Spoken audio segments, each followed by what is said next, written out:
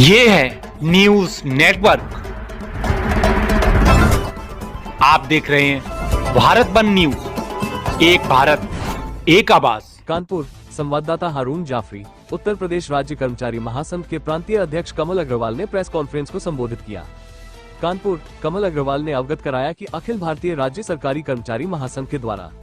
दिनांक 7 व 8 फरवरी 2025 को राष्ट्रीय विरोध दिवस मनाए जाने के आह्वान पर दिनांक 7 फरवरी 2025 को उत्तर प्रदेश राज्य के समस्त जिला मुख्यालयों पर एवं 8 फरवरी 2025 को उत्तर प्रदेश की राजधानी लखनऊ में कर्मचारियों के मसीहा स्वर्गीय बीएन सिंह जी की प्रतिमा स्थल केडी सिंह बाबू स्टेडियम सरोजनी नायडू पार्क पर कर्मचारी, शिक्षक, पेंशनर्स एवं संविदा और आउटसोर्सिंग के कर्मचारी एकत्रित होकर जिलाधिकारी कार्यालय लखनऊ तक शांतिपूर्वक पैदल मार्च करते हुए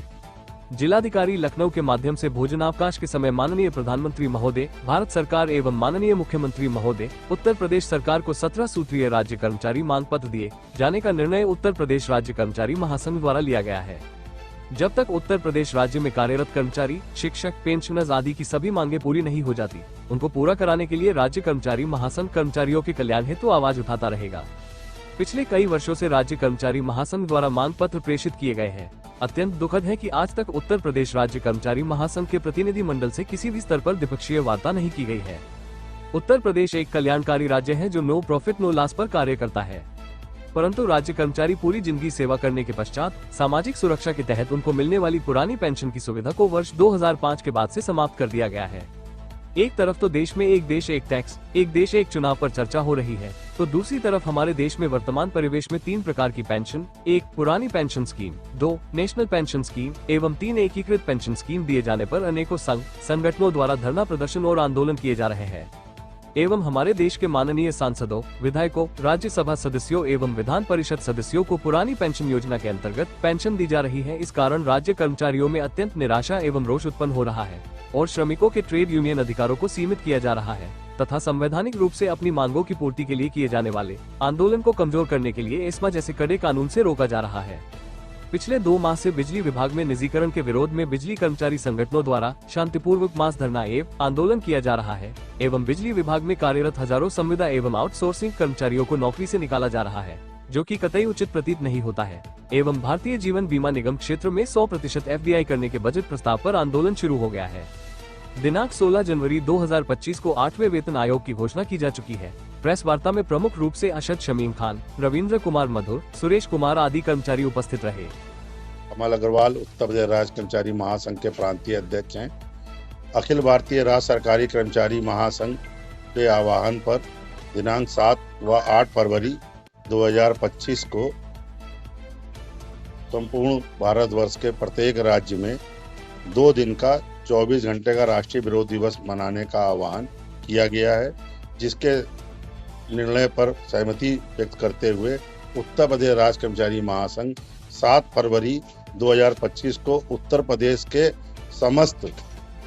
जिलों में जिला मुख्यालयों पर माननीय प्रधानमंत्री महोदय एवं माननीय मुख्यमंत्री महोदय उत्तर प्रदेश सरकार को 17 सूत्री ज्ञापन को सौंपेगा एवं 8 फरवरी 2025 को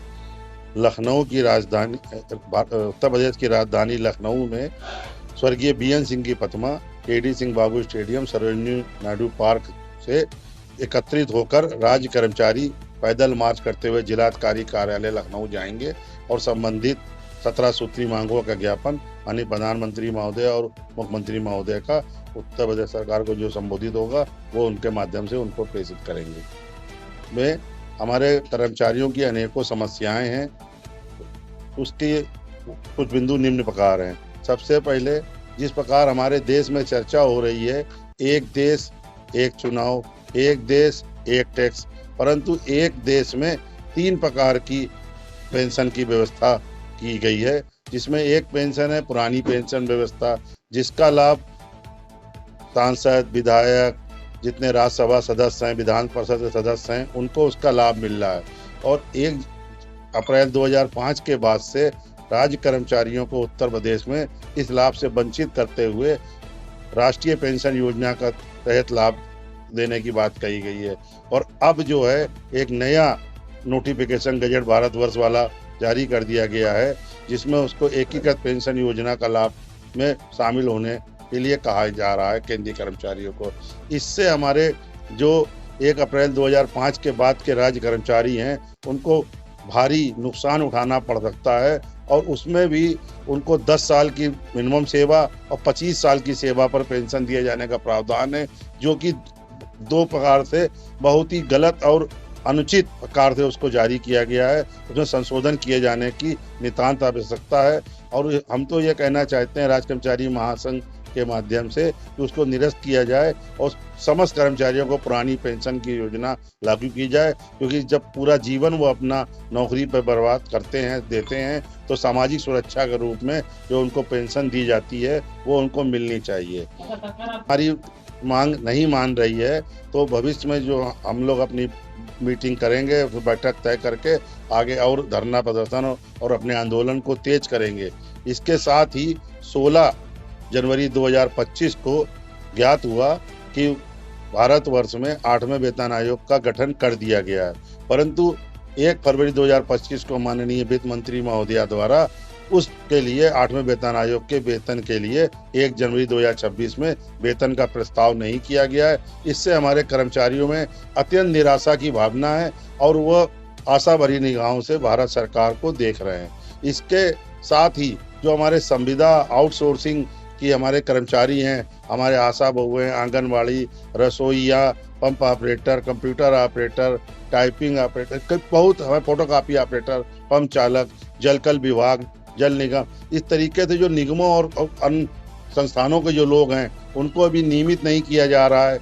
मिनिमम 26,000 वेतन उनको लागू नहीं किया जा रहा है। इससे भी हमारे कर्मचारियों में निराशा है। उनके हमारे संविदा आउटसोर्सिंग के जो कर्मचारी हैं, जो मानदेय के कर्मचारी हैं, उनको जो है मिनिमम 26,000 रुपये वेतन, उनको जो है काम के घंटे, अवकाश की सुविधा, जॉब की गारंटी, और यदि कुछ उनको हो जाता है, उनके संग कुछ दुर्घटना हो जाती है तो मुआवजे की राशि भी सरकार को तय करनी चाहिए। इन चीज़ों को चतुर्श्रेणी की भर्तियां शुरू नहीं हो रही हैं, इससे भी हमारे कर्मचारियों में अत्यंत निराशा की भावना है। हमारे तृतीय श्रेणी के मिनिस्ट्रियल कर्मचारी उनके प्रमोशन नहीं हो रहे हैं, वो लोग बहुत नाराज हैं। यही सब मांगों को लेकर हम अपना 7 तारीख को यहीं कानपुर में अपना ज्ञापन देंगे।